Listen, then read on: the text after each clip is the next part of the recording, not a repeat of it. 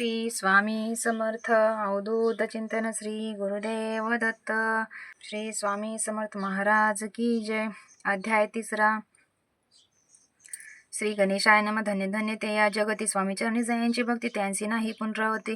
पदपावती कैवल्य निर्विकार स्वामी मूर्ती लोका चमत्कार दाविती काही वर्षे करुणी वसती।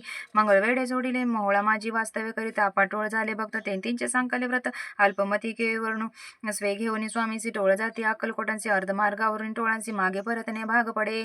टोळ गेली या परतोनी स्वामी चालले उठून बहुत वर्जिले सेवकांनी परिणाच मानिले त्या तेथून या निघाले अक्कलकोटांप्रती आले ग्रामद्वारी बैसले येथे राजा स्वच्छेने तेथे एक विंद होता तो करीता यांची तटा परिपा काही चमत्कार पाहता महासिद्ध समजला।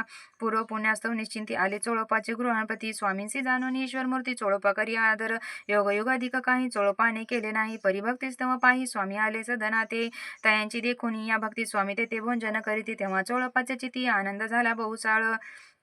तैपासून तयाच्या घरी राहिले स्वामी अवतारी दिवसेंदिवस चाकरी चोळपा करी अधिकाधिक तेव्हा राज्यपदाधिकारी मालोजी राजे गादीवरी दक्ष असोनी कारभारी परमज्ञानी असती जे चोळपाचे गृहांप्रती आले कोणी एक येती लोका चमत्कार दाविती गावात मात पसरली लोका माझी पसरली मात नृपांसी कळला वृत्तांत की आपल्या नगरात यती विख्यात पातले वार्ता ऐसी कोणी राव बोलला काय वाणी गावात येती येवनी फार दिवस जाहले परी आमाश्रुत नाही आजवरी जाहले नाही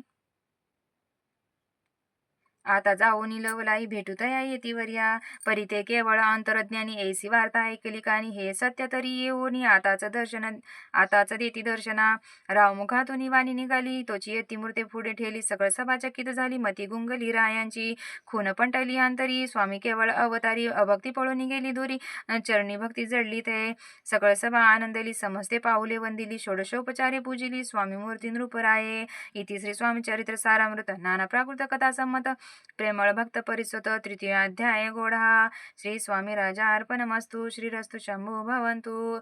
इति श्री स्वामी चरित्र सारामृते अक्कलकोट नगर प्रवेश तृतीय अध्याय गोढा। श्री स्वामी समर्थ महाराज की जय।